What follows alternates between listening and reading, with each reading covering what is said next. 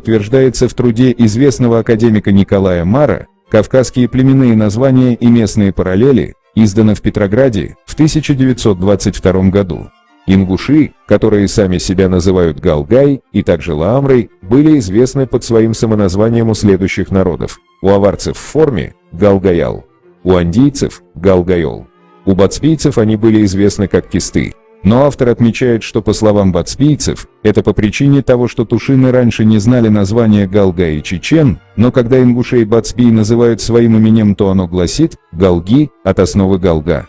Галгай у грузин были известны как Глигвени и Глигвы, и также Кисты.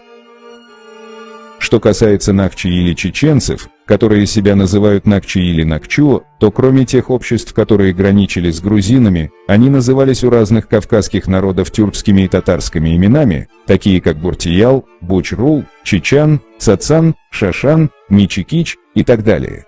Как видим, единственный народ, который знает чеченцев как новчи, это ингуши. Наталья Волкова также отмечала, что у многих народов Кавказа Галгай были известны под своим самоназванием. Добавим, что и кумыкам было известно ингушское самоназвание. Автор полагал, что дагестанские народы, возможно, узнали о галгаях от чеченцев, но примечательно, что самоназвание чеченцев, накчи, соседям самих чеченцев не было известно.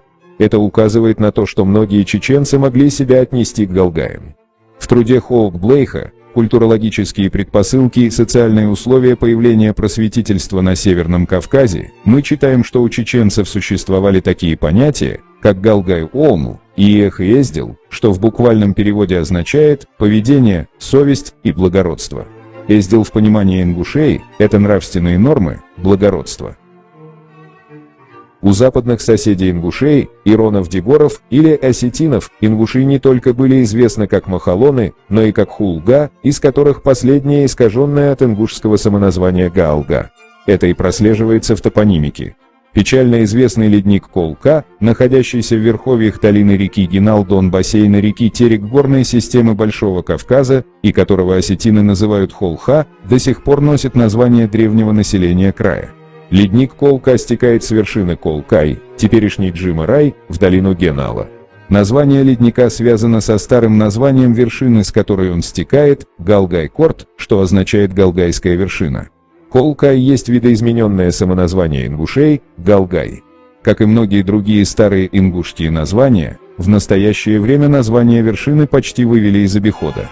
В разных документах первой половины 20 века эта вершина все еще называется Колкай.